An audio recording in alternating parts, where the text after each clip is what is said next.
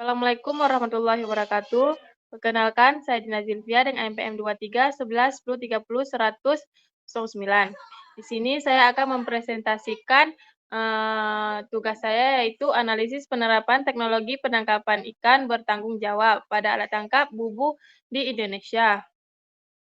Nah, pada pengertian ini, pengertian bubu merupakan alat tangkap pasif yang bekerja dengan cara menjebak ikan atau biota perairan lainnya tanpa dikejar. Alat ini umumnya dibuat dari bambu, kawat, atau jaring dengan bentuk silinder maupun lipat. Bubu memiliki satu atau lebih pintu masuk yang memudahkan ikan masuk, tetapi menyulitkan ikan keluar, sehingga hasil tangkapan tetap berada di dalam perangkap hingga alat diangkat. Nah, selanjutnya ada tujuan. Tujuan ini menjelaskan pengertian dan cara kerja alat tangkap bubu untuk mengurangi kerusakan habitat dan ekosistem perairan saat proses penangkapan. Nah, selanjutnya untuk mendukung pemanfaatan sumber daya perikanan yang berkelanjutan dan ramah lingkungan. Nah, selanjutnya cara kerja bubu. Pengoperasian bubu diawali dengan memasukkan umpan ke dalam perangkap. Setelah itu kemudian bubu diturunkan dan diletakkan di dasar perairan pada daerah yang menjadi habitat ikan target. Setelah didiamkan selama beberapa waktu, bubu diangkat kembali ke permukaan untuk mengambil hasil tangkapan. Nah, selanjutnya daerah pengoperasian penangkapan. Bubu dioperasikan pada dasar perairan seperti perairan pantai, perairan dangkal, padang lamun, maupun kawasan terumbu karang. Daerah penangkapan dipilih berdasarkan keberadaan ikan, demersal, atau rajungan, dan menjadi target utama. Hasil tangkapan lebih optimal. Nah, selanjutnya target dan hasil tangkapan. Nah, pada hasil tangkapan ini, yang pertama ini ada kepiting, kedua ikan kerapu, ketiga ikan kakap, keempat ini ada lobster. Nah, selanjutnya ini dampak terhadap lingkungan dan hasil tangkapan sampingan, yaitu bycatch. Bubu termasuk alat tangkap yang ramah lingkungan karena tidak merusak habitat dasar perairan secara signifikan dan memiliki tiga tingkat bycatch yang rendah. Hasil tangkapan sampingan masih memiliki nilai ekonomi sehingga tetap dimanfaatkan, sedangkan spesies yang dilindungi tidak ditemukan tertangkap selama penelitian. Selanjutnya ada analisis berdasarkan prinsip CCRF.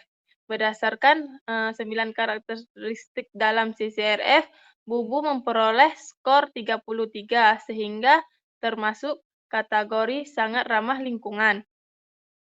Penilaian tersebut berdasarkan pada selektivitas yang baik, dampak yang kecil terhadap habitat, dan biodiversitas aman. Bagi nelayan maupun konsumen, bycatch yang rendah serta dapat diterima secara sosial dan sesuai dengan ketentuan perikanan yang berlaku. Selanjutnya ada upaya perbaikan agar alat tangkap lebih ramah lingkungan. Meskipun tergolong sangat ramah lingkungan, penggunaan bubu masih dapat ditingkatkan melalui penerapan ukuran mata jaring yang sesuai agar ikan berukuran kecil dapat lolos, penambahan gas gap atau melepaskan biota non-target, menghindari pemasangan di atas terumbu karang yang sensitif, serta menggunakan bahan yang lebih tahan lama dan mudah terurai apabila alat hilang di laut. Upaya tersebut dapat semakin mendukung pengolahan perikanan yang berkelanjutan. Selanjutnya ada kesimpulan. Pada kesimpulan ini dapat disimpulkan bahwa alat tangkap bubu merupakan alat tangkap pasif dan efektif, ramah lingkungan karena memiliki selektif yang tinggi, menghasilkan tangkapan utama yang lebih dominan dibandingkan tangkapan sampingan, serta tidak menghasilkan hasil tangkapan yang dibuat atau discard. Berdasarkan analisis menggunakan prinsip CCRF, bubu termasuk dalam kategori sangat ramah lingkungan dengan skor 33. Meskipun demikian, penerapan ukuran mata jaring yang sesuai dengan penggunaan escape gap yang pemasangan alat ini di lokasi yang tetap perlu dilakukan agar berkelanjutan sumber daya ikan dan ekosistem perairan terjaga. Nah, selanjutnya ada daftar pustaka. Sini ada 5 daftar pustaka. Yang pertama itu daftar pustaka Susanto Sugiyarti tahun 2023 yang bahas analisis tingkat keramahan lingkungan alat tangkap bubu lipat di perairan Laut Jawa Kabupaten Bangkala. Kedua itu ada Malik pada tahun 2013, kajian berdasarkan desain alat tangkap bubu dasar di perairan Kepulauan Ternate, Provinsi Maluku Utara. Nah, yang ketiga ini ada Puspadewi pada tahun 2023, etnomatematika pada alat tangkap ikan tradisional bubu. Yang keempat ini ada Kementerian Kelautan dan Perikanan pada tahun 2021, Peraturan Menteri Kelautan dan Perikanan Nomor 18 Tahun 2021 tentang penerapan alat penangkapan ikan dan alat bantu penangkapan ikan. Selanjutnya ada Thomas Matulete 2024 analisis komparasi teknologi bubu dasar dalam rangka peningkatan berdasarkan nelayan di Klungku, Bali. Cukup sekian dari saya. Terima kasih. Assalamualaikum warahmatullahi wabarakatuh. Perkenalkan, nama saya Sucimani Suryadi. Di sini saya ingin bertanya kepada Adinda Zilvia, bagaimana fenomena ghost fishing dapat terjadi pada alat tangkap bubu? Sekian dari saya. Assalamualaikum warahmatullahi wabarakatuh.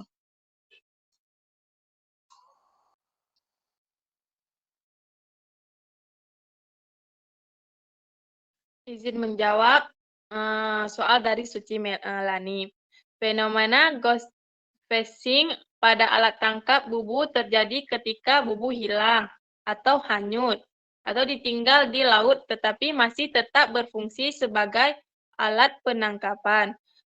Hal ini dapat disebabkan oleh putusnya tali pelampung, cuaca buruk, arus laut yang kuat, atau kelalaian nelayan. Bubu yang hilang masih dapat menarik ikan, kepiting, atau lobster karena adanya umpan atau bentuk perangkapnya. Hewan yang masuk ke dalam bubu tidak dapat keluar. Kemudian mati. Bangkai hewan tersebut dapat menarik biota lainnya untuk masuk sehingga proses penangkapan terus berlangsung tanpa ada yang memanen. Hasilnya akibatnya terjadi pemborosan sumber daya ikan, kematian biota non-target, serta gangguan terhadap keseimbangan ekosistem. Untuk mengurangi ghost fishing, nelayan dapat menggunakan panel pelolosan yang mudah terurai secara hayati. Sehingga setelah beberapa waktu, bubu akan terbuka dan hewan yang terperangkap dapat keluar jika bubu hilang di laut. Selain itu, penting untuk memberi tanda pada bubu, melakukan pengecekan secara rutin, dan segera mengambil kembali bubu yang hilang jika memungkinkan.